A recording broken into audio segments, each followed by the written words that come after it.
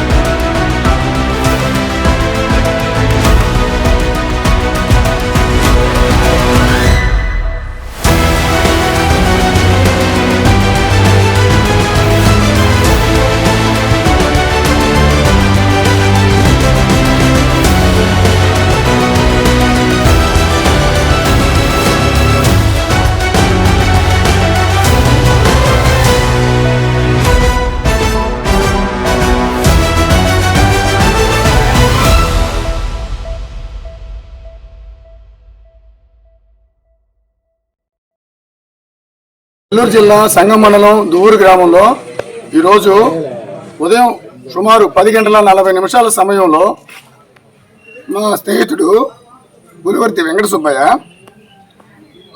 అమ్మాయి వచ్చేసి కమల, వీళ్ళిద్దరూ బ్రతుకు తెరువు కోసం అబ్బాయి వచ్చేసి సుమారు 7-8 సంవత్సరాల నుంచి బ్లూ డాట్లో డెలివరీ బాయ్గా వెళ్తాడు.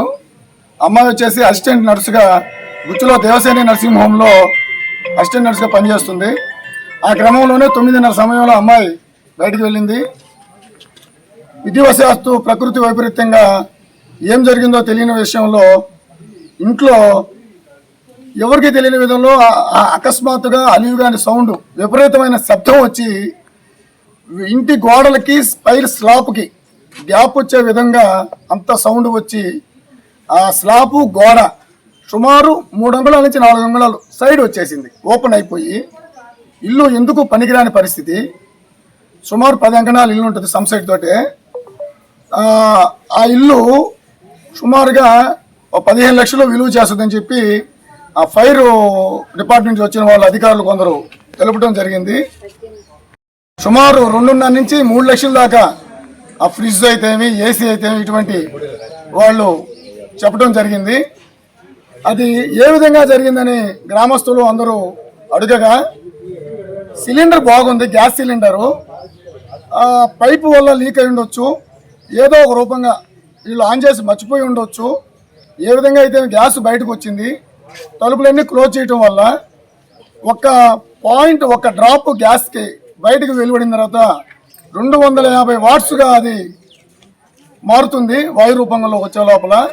ఆ స్ప్రెడ్ అయిన తర్వాత అదంతా బయటకు వచ్చిన తర్వాత కరెంటు వచ్చిపోయి ఉండొచ్చు. ఆ సందర్భంలో అప్పుడు ఆ గ్యాస్ పేలుడికి వచ్చే మంట రాకుండా ఫైర్ బయటకు పోయేదానికి చూపిస్తుంది. అందువల్ల ఈ ప్రమాదం జరిగిందని చెప్పి వాళ్ళు తెలుపడం జరిగింది. రిపోర్టు కూడా ఈరోజు ఇస్తామన్నారు. స్టాంప్ అన్ని ఆత్మకూరు స్టేషన్కి వచ్చిన తర్వాత రమ్మన్నారు. ఒక 1 అవర్లో మమ్మల్ని రమ్మన్నారు. మేము పోయే తీసుకొని ప్రత్యామ్నాయంగా ఎవరిని కలవాలో మాకు అర్థం కావటం లేదు. ప్రభుత్వం వారు మాపై దయచూపి మా మిత్రుడికి వారి కుటుంబానికి ఎటువంటి పొలము లేదు, సెంటు భూమి లేదు వాళ్ళకి. వాళ్ళ బ్రతుకు తీరు వాళ్ళు పని చేసుకోవడం నిత్యం ఆపుసోమే, వాళ్ళు నిత్యం పని చేసుకొని వాళ్ళు బతకాలి. కాబట్టి ఆస్తి నష్టం జరిగింది కాబట్టి బిడ్డల చదువులకి వాళ్ళ బ్రతుకు తెరువుకి ఇళ్ళు కట్టుకునేదానికి ప్రభుత్వం వారు ముందుకు వచ్చి ఏమైనా వాళ్ళకి తగిన సహాయం చేయాలని చెప్పి మీడియా ద్వారా మీడియా మిత్రులను కోరుతూ ఈ విషయాన్ని ప్రభుత్వం వారికి చేరే విధంగా రెవెన్యూ అధికారుల వారిని పంచాయతీ వారిని అందరికీ ఎవరికి తగిన సహాయం హెచ్పి గ్యాస్ వారిని సిలిండర్ సంబంధించి ఎవరి వల్ల జరిగినా ఇది ప్రకృతి వైపరీత్యము ఎవరి వల్ల జరిగిందో తెలియదు. వాళ్ళు ఇంట్లో ఎవరూ లేరు కాబట్టి ప్రాణ నష్టం జరగలేదు, ఆస్తి నష్టం వరకే జరిగినది. దయచేసి వాళ్ళకి ఏ విధంగా అన్ని విధాలుగా సహాయం చేసి వాళ్ళని ఆదుకోవాలని చెప్పి ఈ విధంగా నేను తెలియజేసుకుంటున్నాను.